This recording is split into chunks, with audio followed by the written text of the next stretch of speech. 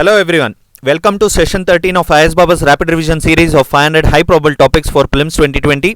I'm Preetham Reddy and I'll be dealing with 15 important topics which are very crucial for prelims examination this year in each session.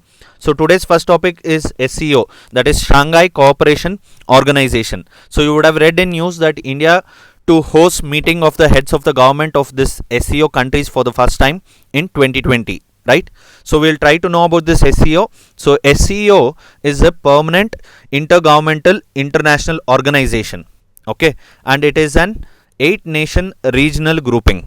So 8-nation regional groupings. So what are those 8 nations?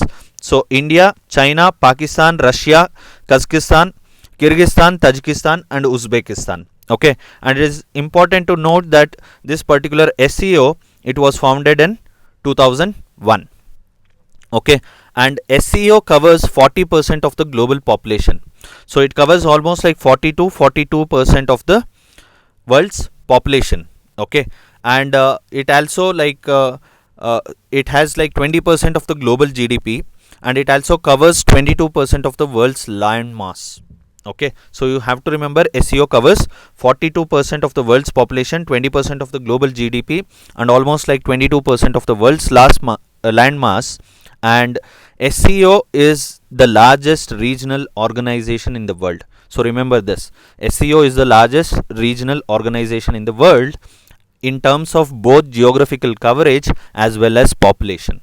Okay, and SCO is seen as a counterweight to NATO. Okay, so let's see the relationship between India and SCO. So India was an observer since 2005.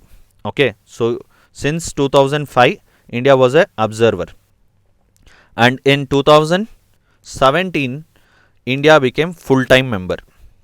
Okay, and next important thing what you have to know about SCO is this SCO's permanent body called RATS, that is Regional Anti-Terrorist Structure, which is in Tashkent.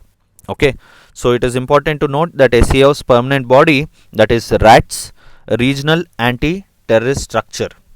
Okay, so this RATS serves to promote cooperation of member states against 3 important evils. One is terrorism, second one is separatism, and third one is extremism. So this RATS serves to promote cooperation of member states against the 3 evils of terrorism, separatism and extremism, and the head of the RATS is elected to a 3-year term, and each member state also sends a permanent representative to RATS. Okay, so next important organization is Eurasian Economic Union. Okay, so again you would have read about this particular Eurasian Economic Union. So Russia is looking forward to India to conclude this new free trade agreement with the Eurasian Economic Union, right? So Russia is looking forward that India should soon join this particular free trade agreement with the Eurasian Economic Union. So we'll try to know about this particular union. Okay, so it is an economic union of states located primarily in the northern Eurasia. Okay, and the treaty aiming for the establishment of this Eurasian Economic Union was signed on 29th May 2014 by 3 countries, that is Belarus, Kazakhstan, Russia. So they signed this treaty in 2014, and which led to the establishment of Eurasian Economic Union. Finally, this Eurasian Economic Union came into force on 1st January 2015. Later on, Armenia and Kyrgyzstan, they both joined this particular treaty, right? And now there are like 5 member states of this Eurasian Economic Union: Armenia, Belarus, Kazakhstan, Kyrgyzstan and Russia. Okay, and you have to, like, important thing what we have to know is this particular union encourages the free movement of goods and services. Okay, so next important organization is Organization of Islamic Cooperation. Again it was in news, especially in 2019 when India addressed the inaugural session of the 46th OIC meeting, right? So India addressed the inaugural session of this 46th OIC meeting of Council of Foreign Ministers in 2019, which was held in Abu Dhabi. and as a guest of honor. So India was the guest of honor, right? So India addressed this inaugural session of 46th OIC. So we'll see about like OIC, and for the first time in 50 years actually India attended such a gathering of the grouping. Okay, so we'll know about this OIC. OIC is world's second largest intergovernmental organization after the United Nations. Okay, and this OIC, it was founded in 1969. Okay, and it is an international organization consisting of 57 member states, out of which almost like 53 countries are Muslim majority countries. So remember, around like 53 countries or Muslim majority countries, and 56 of which out of 57 also member states of United Nations, and exception being Palestine. Okay, so except Palestine, the remaining 56 countries, right, or members of or member states of United Nations. And this OIC states that it is the collective voice of the Muslim world. So you have to remember, this OIC states that it is the collective voice of the Muslim world, and it works to safeguard and protect the interest of the Muslim world in the spirit of promoting international peace and harmony. And OIC has permanent delegations to the United Nations and European Union. Okay, so remember these things, and you might have read in newspaper that India's relationship with Pakistan has always been tense, right, and it has a direct impact on India OIC relation. Okay, and with Pakistan being the founding member of the OIC, it is tough that India gets to become the member of this OIC. And India has pushed for the OIC to accept India as a member, arguing that about almost like 11% of all Muslims, right, worldwide live in India. So almost like 11% of all Muslims worldwide, they live in India. And Pakistan opposes India's entry into the OIC. So you might have read about it. Okay, and try to read about this OIC a little bit, and if there are like some other important points. And let's see next important bank, that is Asian Development Bank. So in previous year question paper there was a question regarding AIIB. Okay, so this year maybe like we can expect a question on ADB, because like ADB recently announced that it had appointed election commissioner Ashok Lavasa as its vice president for private sector operations and public private partnerships. So an Indian election commissioner Ashok Lavasa, he was appointed as the VP. Okay, so ADB, that is Asian Development Bank, it is a regional development bank, and it was established in 1996. Okay, and it is important to note that headquarters is in Manila, Philippines. Okay, and ADB aims to promote social and economic development in Asia, and the bank admits the members of United Nations Economic and Social Commission for Asia. Okay, so United Nations Economic and Social Commission for Asia and Pacific. So since it says Asia and Pacific, you have to remember that this particular ADB, it serves for both Asia Pacific. Okay, so there can be a simple question that ADB serves only for Asia. Okay, so the bank admits the members of United Nations Economic and Social Commission for Asia and the Pacific, and also the non-regional developed countries. So non-regional developed countries. And ADB, Asian Development Bank, it was modeled closely on World Bank and has a similar weighted voting system. Okay, so it has a similar weighted voting system. And initially when the ADB was established, 31 members were there. Right now it has 68 members, and India was founding member, and right now India is fourth largest stakeholder. Okay, so as of December 2019, ADB's 5 largest shareholder, or like first one Japan and US together. Okay, and each with like 15.6% of the shares, and then the China comes with almost like 6 point something, and India is like 6.3, and Australia comes with 5 point something. Okay, so Japan, USA, China, India, and Australia. So try to remember that. And it is important to note that 80% of ADB's lending is concentrated to public sector lending. Okay, especially in 5 operational areas like education, environment, climate change, disaster risk management, finance sector development, infrastructure, regional cooperation, and integration. Okay, and also ADB is an official United Nations observer. Okay, so next important topic is Pradhan Mantri Garib Kalyan Anna Yojana. Okay, so it is a food security welfare scheme, right? It was announced by Government of India recently in March 2020 due to this COVID pandemic.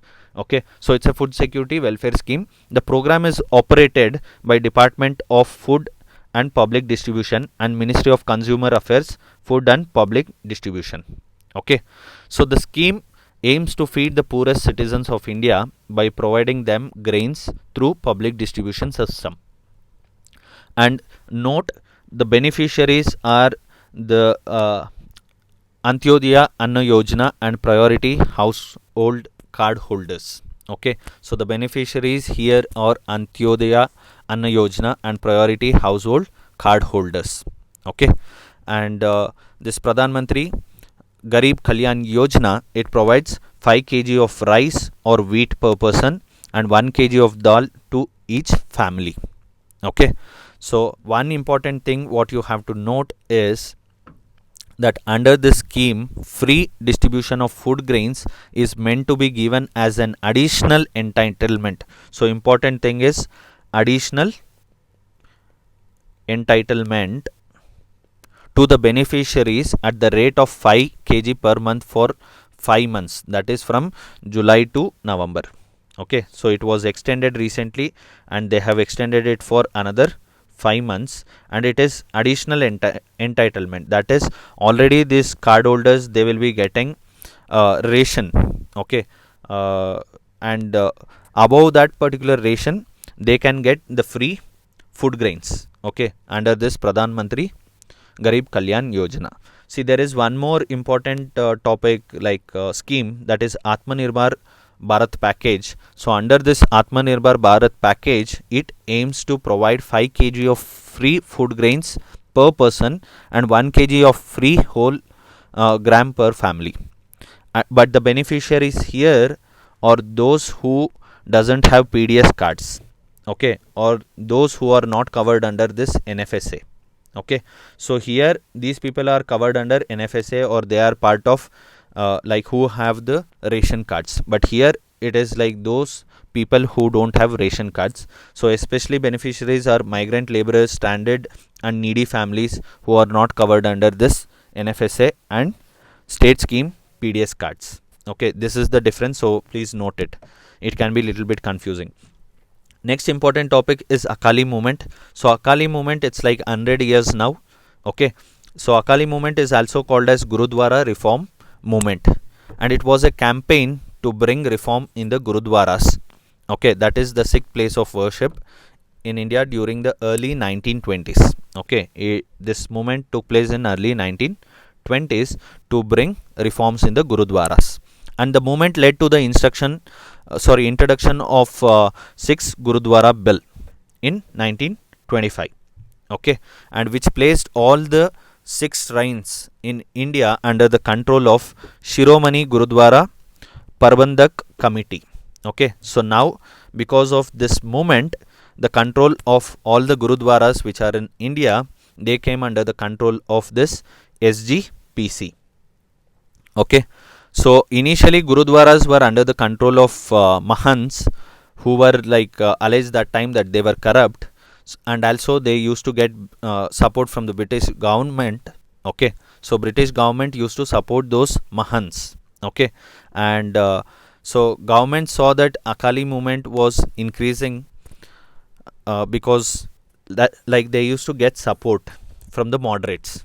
Okay, so the British government saw that Akali movement, they were increasingly being integrated with the national movement, So they decided that they will hand over the control of gurudwaras to the Akalis so that they can appease those moderates. Okay, but British government used force to repress this extremist Akalis.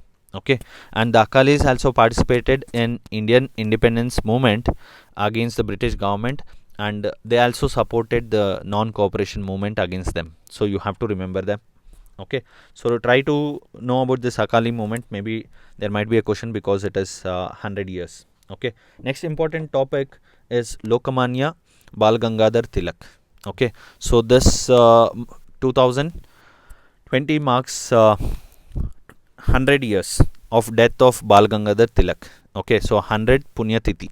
Okay, so this Bal Gangadhar Tilak, he was an Indian nationalist and an independence activist, you might be knowing, and he was called as father of Indian unrest. Okay, and he joined Indian National Congress in 1890.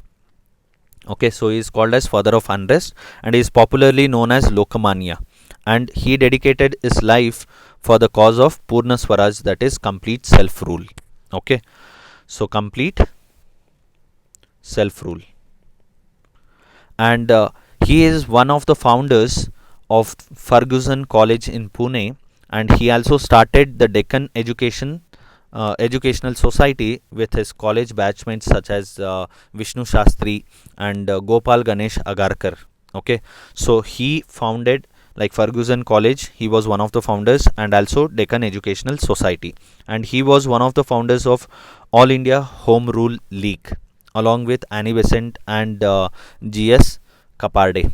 Okay, so he was one of the founders of All India Home Rule League, and you have to remember his works, that is newspaper Kesari in Marathi and Maratha in English. Okay, and he was one of the first advocates of Swaraj or self rule, right? And he gave the slogan, you might be knowing, Swaraj is my birthright and I shall have it. And you might be knowing, along with Bal Chandrapal and Lala Lajpat Rai, he was called Lal Bal Pal, the trio of the extremist leaders. Okay, he also wrote a book in 1903 which is called Arctic Home in the Vedas. At the same time, you can remember he also gave I think Gita Rahasya, right? He wrote Gita Rahasya, and there was like one more work, Karma Yog, right? So he worked to bring this Karma Yoga in the Gita before the people. Okay, and Mahatma Gandhi called Bal Gangadhar Tilak as the maker of modern India. Okay, so remember, maker of modern India. So next important topic is 1919 Rowlatt Act. Okay, so again 1919, so 2019, it's like almost 100 years. Okay, so 100 years of this Rowlatt Act, which is again important. So Rowlatt Act, it is also called as Anarchical and Revolutionary Crimes Act, or popularly known as Rowlatt Act. Okay, and it was passed by the Imperial Legislative Council in Delhi during 1919. The act passed by the British government was intended to give British government more power over the people. So it was intended to give themselves greatest power over the people. So this Rowlatt Act, it allowed the British to arrest and jail anyone without trial. So they could arrest anyone they wished without trial, and if they were thought to be plotting against the British, they could arrest them. Okay, and the Viceroy government also had the power to silence the press also. So this particular Rowlatt Act, it sparked a large amount of anger, and many leaders and common people came together and they called for Hartal. So even Gandhiji was among those leaders who called for the Hartal to show the British that India's discontent with the rule. Okay, and in the Punjab, the protest movement was very strong, and two renowned leaders, that is Dr. Satyapal and Dr. Saifuddin Kitlu, they were arrested during 1919. So in order to protest against this arrest, public had held meeting on 13th April at Jallianwala Bagh. Okay, so you might be knowing. So Jallianwala Bagh massacre, also it marks 100 years. Okay, 2019 to 20, whatever happens, it is very important for us for prelims. Okay, so this Jallianwala Bagh massacre is also known as Amritsar massacre, right? It happened in 13th April 1919, right? It is also known as Amritsar massacre, and when acting brigadier, that is General Dyer, okay, so he ordered the British troops to open fire, uh, like to fire their rifles into a crowd of unarmed Indian civilians in this Jallianwala Bagh, okay, and this led to killing of almost like 1,000 people, okay, and there were men, women, children and all. So it is important to note about this Jallianwala Bagh massacre, so read about it. And also it is important to note that Jallianwala Bagh, it houses a memorial of national importance now, which was established in 1951 by the government of India, and this is managed by Jallianwala Bagh National Memorial Trust. Okay, why this is important? Because the trust was first set up by the then Congress President Motilal Nehru in 1920. Now, this particular government, it passed a Jallianwala Bagh National Memorial Amendment Act in 2019. Now, it replaced the Congress President as a member with the leader of opposition in Lok Sabha. And if in case there is no leader of opposition, then the leader of single largest opposition party. Okay, so now it replaced the Congress President as a member. It is replaced with the leader of opposition. Okay, so recent amendment was done, so try to remember. And also you might be knowing about Hunter Commission. So after Jallianwala Bagh massacre, the government set up the Hunter Commission to inquire into the massacre. Although the commission condemned the act by the Dyer, it did not impose any disciplinary action against him. So it is important to know about Hunter Commission also. Next important topic is this Srebrenica massacre. Okay, so this was in news. So on July 11th, okay, so July 11th, like 25 years on, so commemoration services were held at this Srebrenica Potokari Memorial, okay, and the cemetery in remembrance of the victims of the massacre. So in July 1995, okay, approximately 8,000 Muslims were killed in this Srebrenica, okay.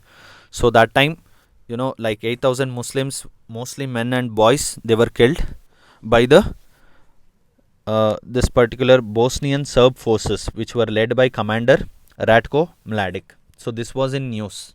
Okay, so these killings were later classified as genocide by international tribunals investigating the massacre. So you have to know that Srebrenica is a small town in Bosnia and Herzegovina, okay, which is in Balkan Peninsula. So I think in previous session or like last session, we had dealt with the Mediterranean Sea map. Okay, so I told you to remember Adriatic Sea, right, Black Sea, Aegean Sea. So that time even I talked about some of the countries which are touching the Mediterranean Sea. So now this Bosnia Herzegovina, okay, so they are part of the Balkan Peninsula. So you have to try to know what is the Balkan Peninsula, at least know where is this Balkan Peninsula. So this Balkan Peninsula is in the southern Europe. Okay, so try to know about it. It is in the southeastern Europe. Okay, and the Bosnian War that occurred between 1992 to 1995, it witnessed a period of displacement and ethnic cleansing of Bosnian Muslims and Bosnian Croats by the Bosnian Serb army. Okay, so try to know about this Srebrenica massacre. So next important topic is Kalimantan. Okay, so Indonesian president recently announced that Indonesia will be shifting its capital, okay, from Jakarta, which is right now on the island of Java, and they will be shifting it to the yet to be built city, that is Kalimantan. Okay, so you can see in this figure, so this particular area which is here, it is the area where Kalimantan is there. So right now Jakarta is here, so it will be shifted to this Kalimantan. Okay, one important thing what we have to note is this Kalimantan is on Borneo Island. Okay, so no Borneo Island, so Kalimantan is on Borneo Island, and this Borneo Island is shared between three important countries, that is Indonesia, Malaysia and Brunei. Okay, so three important countries you have to remember. Borneo is shared between these three, and try to know that there is Makassar Strait here. Okay, Makassar Strait and Karimata Strait. Okay, you can see Strait of Malacca here. Okay, we had dealt with South China Sea and nine dash line, right? Spratly Islands, Parcel Islands. So know that below the Spratly Islands, you can see the Borneo Island, and right now Indonesia wants to shift its capital to this Kalimantan. Okay, that is Indonesian part of Borneo, and try to know that Borneo is shared between Indonesia, Malaysia, and Brunei. And Jakarta right now it is very much crowded, and also it is usually facing lot of poor urban planning and also flood like conditions. Okay, that's the reason they want to shift the capital to this Kalimantan. Okay, and you have to remember that not only like Indonesia, in 2005 Myanmar moved its capital from Yangon to Naypyidaw. Okay, and in 1960 Brazil moved its capital from Rio de Janeiro to Brasilia. Okay, and Malaysia has also moved its administrative center to Putrajaya, right, south of the capital Kuala Lumpur. Okay, so remember those things. So no need to remember the past, but remember that Kalimantan is in Borneo Island, Indonesia, and Borneo is shared between Brunei, Malaysia, and Indonesia. Okay, so next important topic what we'll be seeing is China study group. Okay, so you might have read regarding China's study group because of the China and India standoff at Ladakh. Okay, so China study group, it is a government body, and it is headed by National Security Advisor, and it also has the cabinet secretaries of Home, External Affairs, Defense, and representatives of the army as the members. Okay, but remember that this is China's study group is headed by National Security Advisor, and this China study group was set up in 1976 by the Cabinet Committee on Security. Okay, so it was set up in 1976 by the Cabinet Committee on Security, so that to advise policy issues relating to China. Okay, and it was initially headed by Foreign Secretary and now by the National Security Advisor. So next important thing is functions. To know the functions of this China study group. Okay, so CSG was set up under KR Narayanan with a two purpose. So one is, the first function is to review the situation on the Sino-Indian border. Okay, that is India-China border. So what is the situation it will be reviewing, and also to assist in preparations for negotiations with China on border question. Okay, so these two things like you have to remember. So next important topic is India-China border roads and border road organization. Okay, so you might have been knowing, in the wake of heightened road and track construction work undertaken by China along this India's northern and eastern frontiers in 1997, this China study group, it continued to study the requirement of road communication along China border. Okay, so this China study group, it said that Indians have to construct very good roads, so it will help for fast and smooth movement of the troops in case of any aggression. So at the end of the study, China study group identified 73 strategic important roads along the China border for Indo-China border roads to be built. Okay, so this is what Indo-China border road. So usually it is under the direction of the China study group. Okay, so we have to note that BRO, that is Border Road Organization, it handles the bulk of this Indo-China border roads. Okay, so it handles the bulk of the road construction work dealing with the Indo-China border roads, and this BRO, it is building 61 strategic ICBRs. So 75% is already done. Okay, and there are several other entities which is also responsible for constructing this Indo-China border roads. So it is not only the Border Road Organization, but other entities like National Highway Authority of India, Ministry of Development of Northeast Region, and CPWD, Okay, so such entities are also constructing some strategic ICBRs, but 75% is done by BRO, and 75% of the work is already completed by the BRO. Okay, so it's a good move. And let's know about Border Road Organization. It was formed in 1960 by Pandit Nehru. Okay, so it was formed in 1960 by Jawaharlal Nehru, and it was established for coordinating the speedy development of a network of roads in the north and northeastern border region in the country. And it is important to note that this BRO is under Ministry of Defense. Okay, so it is under Ministry of Defense. And also this particular Daulat Beg Oldie, okay, so Darbuk Shok Daulat Beg Oldie road was in news. So BRO is also working on this particular strategic Darbuk Shok Daulat Beg Oldie road, and this road runs parallel to the LAC at Aksai Chin, as you can see in the figure. Okay, so try to know like this Daulat Beg Oldie, where it is in Ladakh. Okay, next important topic is Sakteng Wildlife Sanctuary. So Sakteng Wildlife Sanctuary was in news. Okay, so this Sakteng, as you can see here, it is situated in Bhutan. Okay, so this Sakteng is situated in Bhutan and along the border of Arunachal Pradesh.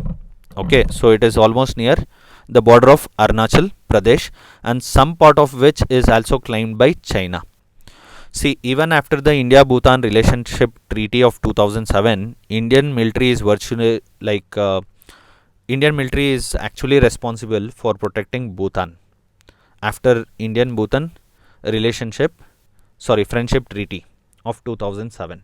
Okay, and like we are seeing some kind of Chinese aggression in Bhutan, and Bhutan recently sent a demarc to China protesting against Chinese claims over this Sakteng Wildlife Sanctuary, which is in eastern Bhutan.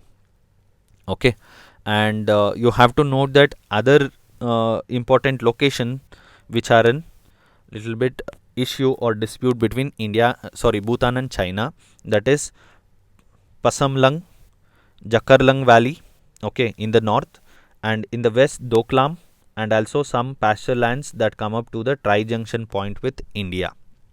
Okay, so try to remember this. And you might have read in news that China had recently attempted to stop funding to this Sakteng Sanctuary from UN Development Program, GEF, that is Global Environment Facility, on the ground that it is disputed territory, right?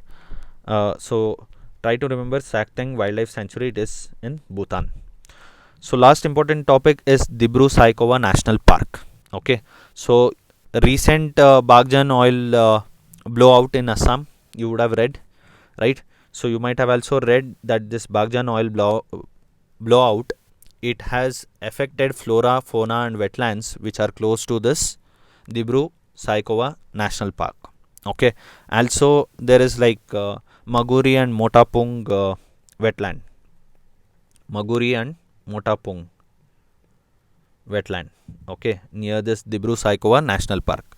So these both protected areas have been affected, and they are very much ecologically fragile. Okay, so we'll know about this Dibru Saikhowa National Park. So it is a national park as well as a biosphere reserve, and it is in south bank of the river Brahmaputra.